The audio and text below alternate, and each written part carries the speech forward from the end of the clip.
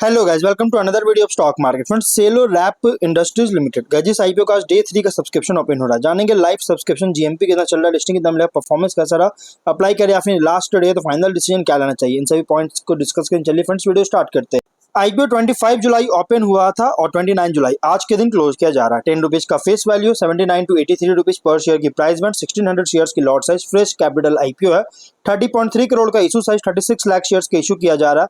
ग्रेडेक्स share broking market maker है और book build IPO NSC SME पे लिस्टेड किया, मतलब लिस्टिंग हो रहा है एनएससी के एसएमई प्लेटफॉर्म पर। अलॉटमेंट डेट फाइनलाइज किया गया 31 जुलाई को रिफंड रिलीज किया जाएगा। सीएस डिमेट अकाउंट में क्रेडिट होगा। 1 अगस्त का लिस्टिंग डेट रखा गया है। इंडिविजुअल ओनली 2 लॉट अप्लाई कर सकते हैं, 3200 शेयर्स मिलेंगे। 2,65,000 रुपीज पे करना होगा।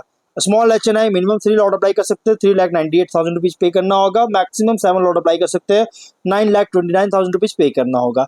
और गाइज अगर बात करें स्मॉल एचएनआई का, अगर 50 टाइम सब्सक्राइब होता है ना, चाहे आप 3 लॉट अप्लाई करें चाहे 7 लॉट, चाहे जितना भी अप्लाई कीजिए करें, आपको अलॉटमेंट ओनली 3 लॉट ही किया जाएगा। इससे ज्यादा लॉट आपको अलॉटमेंट नहीं होगा। ज्यादा लॉट चाहते हैं तो आपको बिग एच एन कंसिडर करना पड़ेगा, जो कि मिनिमम 8 लॉट अप्लाई कर सकते हैं। 10,62,000 रुपीज पे करना होगा। और गाइज इस बिग एच में भी अगर 60 टाइम सब्सक्राइब होता है ना, चाहे आप 8 लॉट अप्लाई करें, और बजट का कोई लिमिट नहीं है, आपके बजट के अकॉर्डिंग इसमें अप्लाई कर सकते हैं, लिमिट कोई नहीं है, कुछ लिमिट नहीं है। आप जितना भी अप्लाई कीजिएगा, अगर 60 टाइम सब्सक्राइब होता है आपको अलॉटमेंट ओनली 8 लॉट ही किया जाएगा, चाहे आप जितना भी अप्लाई कीजिएगा। और प्रोमोटर होल्डिंग प्री इशू 92.2% का, पोस्ट इशू 67.7% होल्डिंग देखने को मिल जाएगा। ऑफर दिया गया है क्यूआईबी को 6,91,000 शेयर्स का, स्मॉल एचएनआई को, यहाँ पे एचएनआई को 20% का, रिटेल को 46.5% ऑफर दी गई है। एंकर को यहाँ पे ऑफर नहीं दिया गया है। अब सब्सक्रिप्शन की बात करते हैं। क्यूआईबी से बिल्कुल भी नो सब्सक्राइब देखने को मिल रहा है, 0 शेयर का सब्सक्राइब देखने को मिल रहा है, एक भी शेयर सब्सक्राइब नहीं हुआ है। एचएनआई से 6.67 टाइम सब्सक्राइब है। 5 लाख शेयर्स का इशू किया गया था और 35 लाख शेयर्स का बीट किया है। 29 करोड़ का 224 एप्लीकेशन सबमिट हुआ है। रिटेल में 5.7 टाइम सब्सक्राइबर, 12 लाख शेयर्स का इशू था और 69 लाख शेयर्स का बीट किया है। 57.5 करोड़ का 2166 एप्लीकेशन सबमिट हुआ है। गाइज क्यूआईबी सब्सक्राइब नहीं, लेकिन एचएनआई और रिटेल ओवर सब्सक्राइब देखने को मिल रहा है, अच्छी सब्सक्रिप्शन देखने को मिल रही है। अगर हम बात करें कंपनी के टोटल, तो 4.3 time subscriber, 1 crore 4 lakh shares का बीट किया और 86.4 करोड़ का 2390 एप्लीकेशन सबमिट हुआ। अच्छी सब्सक्राइब देखने को मिला। देखिए क्यूआईबी में कोई सब्सक्राइब नहीं हुआ, लेकिन एचएनआई में डे 1 में 3.6 टाइम था, रिटेल में 1.1 टाइम था, 1.01 टाइम था, टोटल था 1.28 टाइम, लेकिन डे 2 में बहुत अच्छी ग्रोथ होता हुआ नजर आया है।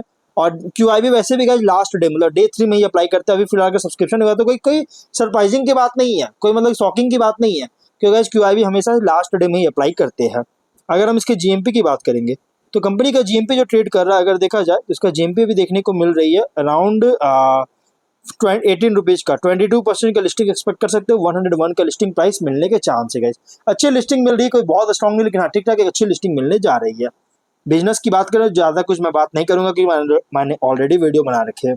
1983 में इनकॉर्पोरेट हुआ था, जो कि कंपोनेंट्स का ऑटोमोटिव और व्हाइट गुड सेक्टर्स के लिए कंपोनेंट्स का मैन्युफैक्चरिंग में इंगेज है, जो कि adhesive non adhesive components provide करता है। क्वालिटी, कॉस्ट इफिशियंसी और कस्टमर वैल्यू पर फोकस कर रही है। प्रोडक्ट्स की बात करें तो प्लास्टिक इंजेक्शन मोल्डिंग पार्ट्स है, इंटीरियर और exterior parts, PU foam moulding, foam या लेबल एंड स्टिकर्स प्रोडक्ट्स, और screen sealing parts, APP moulding. Company 4 manufacturing unit है, गुरुग्राम, रानीपेट, कांचीपुरम, पुणे, ये 4 अलग अलग सिटी में। और मैन्युफैक्चरिंग यूनिट जो है यूज करता है एडवांस टेक्नोलॉजी उसका, जो कि supported centralised R&D and warehouses के द्वारा, जो कि इंश्योर कर रहा है प्रोडक्ट्स को ग्लोबल क्वालिटी स्टैंडर्ड्स को मीट करने के लिए। प्रोडक्ट्स 15 स्टेट्स में सेल करता है और प्रोडक्ट्स को एक्सपोर्ट भी करता है अलग अलग कंट्री, जैसे China, Brazil, Germany, Poland, UK. और अगर हम बात करें स्ट्रेंथ का, तो क्वालिटी और कंट्रोल, सेफ्टी, जीरो डिफेक्ट्स पर फोकस कर रही है। पोर्टफोलियो में जो है कंपोनेंट्स है ऑटोमोटिव और नॉन ऑटोमोटिव इंडस्ट्री का कंपोनेंट्स है। लॉन्ग टर्म रिलेशनशिप है market, domestic and global OEM के साथ। इंटीग्रेटेड मैन्युफैक्चरिंग फैसिलिटी भी है कंपनी का। तो ओवरऑल बिजनेस की बात करेंगे तो कंपनी जो कस्टमाइज कंपोनेंट्स का ऑटोमोटिव, नॉन ऑटोमोटिव और व्हाइट गुड इंडस्ट्रीज के लिए प्रोडक्शन करता है, और जो कि एक स्ट्रॉन्ग लॉन्ग टर्म रिलेशनशिप है मार्केट कस्टमर्स के साथ।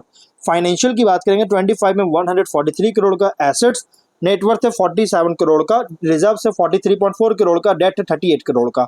वहीं अगर रेवेन्यू प्रॉफिट की बात करेंगे तो 23 में 133.4 करोड़ का रेवेन्यू, 2.8 करोड़ का प्रॉफिट, 24 में 139 करोड़ का रेवेन्यू, 5.9 करोड़ का प्रॉफिट, 25 में 163 करोड़ का रेवेन्यू, 10 करोड़ का प्रॉफिट है। तो फाइनेंशियल अगर देखा जाए ना, तो टॉप लाइन हो या बॉटम लाइन, कंसिस्टेंट ग्रोथ होता हुआ नजर आ रही है। यहाँ पे बहुत अच्छी ग्रोथ देखने को मिल रही है। इसमें ROE और RO एनुअल 21.3% के अराउंड है, ROC 18.8%, debt to equity 0.8 time और PAT margin 6.1%, EBITDA margin 13.7%, price to book value 1.7 time, P ratio 8.4 time का है। और इसके कुछ रिस्की पॉइंट भी, तो रिस्की पॉइंट क्या है, कस्टमर कॉन्सेंट्रेशन है जो कि टॉप 10 कस्टमर से 74% का टोटल रेवेन्यू जनरेट कर रहा है। प्लस लीगल प्रोसीडिंग्स, अगर ये रिजॉल्व अनफेवरेबली होता है तो फाइनेंशियल ऑफ ग्रोथ को इम्पैक्ट कर सकता है। हाई रिलायंस है तमिलनाडु, महाराष्ट्र, हरियाणा, कर्नाटक पर, जो कि ओवरऑल टोटल रेवेन्यू को 87% यही 4 स्टेट से जनरेट करता है, जो कि बिजनेस को vulnerable to regional disruption create कर रहा है।